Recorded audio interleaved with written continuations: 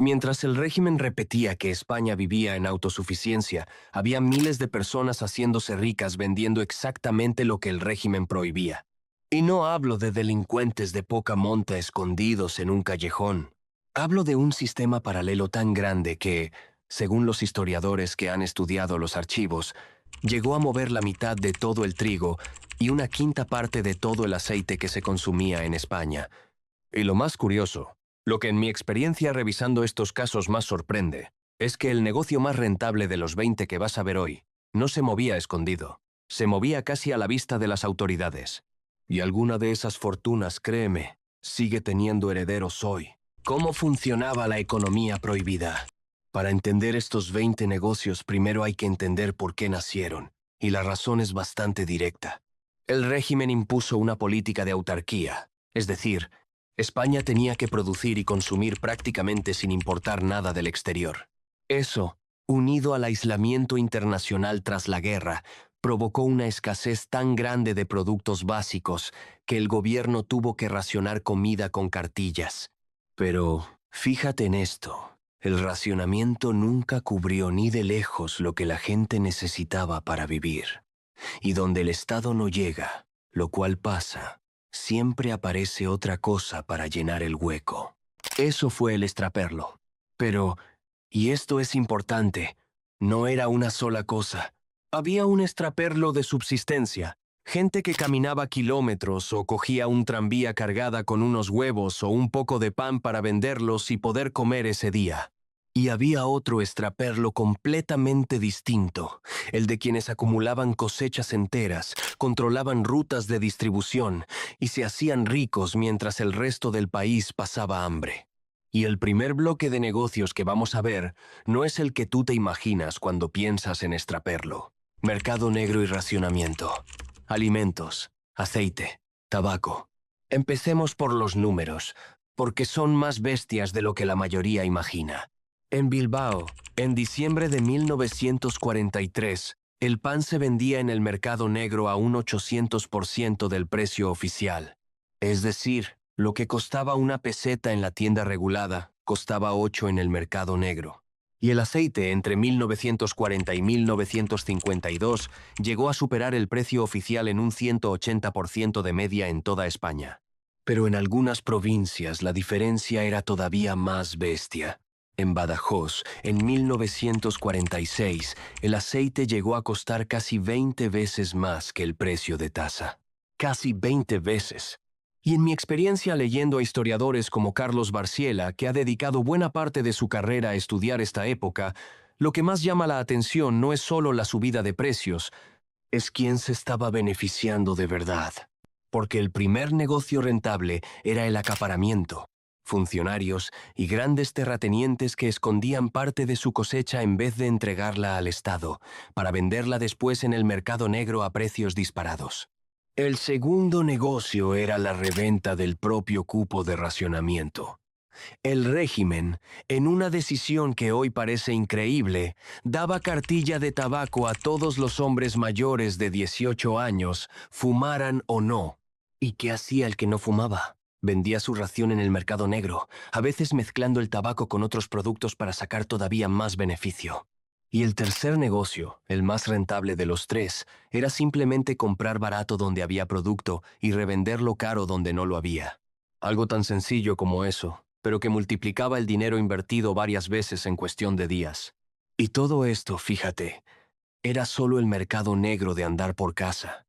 Lo que viene ahora, el contrabando en la frontera, movía cantidades todavía mayores. Contrabando en la frontera, Gibraltar y Andorra. La frontera siempre ha sido un negocio en sí misma, y durante el franquismo lo fue todavía más, porque España estaba aislada del exterior, y eso convertía cualquier producto extranjero en oro.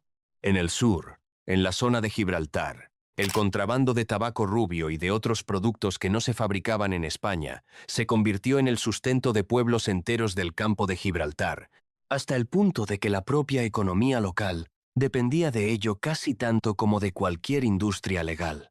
Y en el norte, en la frontera con Andorra y con Francia, el contrabando funcionaba de forma parecida, con productos textiles, relojes y artículos que en España Bajo el control de precios y la escasez de importaciones, valían mucho más que al otro lado de la línea. Lo que yo creo que pocos cuentan de esta parte de la historia es que este contrabando no era un negocio marginal de 4 aventureros. Era una economía paralela tan asentada en algunas zonas fronterizas que generaciones enteras de familias vivieron de ella, y en muchos casos con la vista gorda o directamente la connivencia de autoridades locales que también sacaban su parte. Aquí tengo que ser honesto contigo. Las cifras exactas que movía el contrabando fronterizo durante el franquismo, con la precisión que tengo para el extraperlo de alimentos, son mucho más difíciles de documentar, porque por definición es una actividad que nunca dejó registro oficial. Lo que sí sabemos con certeza es que era una economía estructural, no anecdótica, y que sobrevivió y se transformó durante décadas después de la dictadura. Y esto nos lleva al siguiente bloque, el de las redes paralelas que no se dedicaban solo a comida o tabaco, sino a algo todavía más perseguido, la información y la cultura. Redes paralelas, trueque, imprentas y mercados informales. No todo el mercado paralelo era comida o contrabando de frontera. Había redes de trueque organizadas, especialmente en zonas rurales, donde los vecinos intercambiaban directamente productos sin que pasara dinero por en medio, en parte para sobrevivir y en parte para esquivar el control estatal sobre los precios. Y había algo todavía más arriesgado: imprentas clandestinas que producían y distribuían material fuera del control de la censura franquista. Esto, te lo digo claro, ya no era un negocio puramente económico. Tenía un componente político evidente, porque la censura del régimen controlaba qué se podía publicar y qué no. Pero, igual que el resto de negocios prohibidos de este video, también movía dinero, porque ese material circulaba y se vendía o se intercambiaba dentro de redes que tenían que organizarse con el mismo cuidado que cualquier red de contrabando. Y aquí está la pregunta que de verdad importa. Con la Guardia Civil, la Fiscalía de Tasas y todo el aparato represivo del régimen vigilando, ¿cómo sobrevivieron estas redes durante décadas? La respuesta tiene que ver con algo que vamos a desarrollar en el siguiente bloque. La corrupción no era un fallo del sistema, era parte del sistema. ¿Quién se enriquecía de verdad? Aquí es donde la historia deja de ser solo sobre supervivencia y empieza a ser sobre poder. Porque, y esto lo dicen con mucha claridad los historiadores que han trabajado con archivos del Ministerio de Gobernación de la época, había informes que implicaban directamente a jefes de la Guardia Civil de Vizcaya y de Barcelona, a gobernadores civiles de Málaga, Alicante y Girona y a decenas de alcaldes y funcionarios menores. No eran casos sueltos, era un patrón. El pequeño extraperlista, el que llevaba unos huevos para poder comer esa noche, era perseguido, multado, a veces detenido. Mientras tanto, el gran extraperlista, el que tenía contactos con el poder local, operaba con total impunidad. Y en mi opinión, esta es la parte más incómoda de toda la historia. El pequeño extraperlo, el de supervivencia, terminó sirviendo como cortina de humo que legitimaba al grande. Porque mientras el régimen perseguía públicamente a los pobres que extraperleaban para comer, los grandes beneficiarios, muchos de ellos afines a la propia dictadura, amasaban fortunas con total tranquilidad. Hay incluso un testimonio que recoge el historiador Carlos Barciela de un funcionario que fue a pedirle a un alcalde terrateniente andaluz que entregara las cosechas pendientes, y el alcalde le respondió, literalmente, preguntándole para qué creían que habían ganado la guerra. Esa frase, yo creo, lo resume todo mejor que cualquier estadística. ¿Qué quedó después? Y aquí llegamos a la parte que conecta esta historia con el presente. Porque ese dinero, el que se amasó durante los años 40 y 50 mientras el resto del país pasaba hambre, no desapareció cuando terminó el racionamiento en 1952. Se convirtió en capital. Capital que, según los propios historiadores económicos que han estudiado este período, sirvió en buena parte para financiar el desarrollo agrario e industrial de España en las décadas siguientes. Es decir, una parte nada despreciable del despegue económico español de los años 60 tiene su origen en fortunas construidas durante los años del hambre y el racionamiento.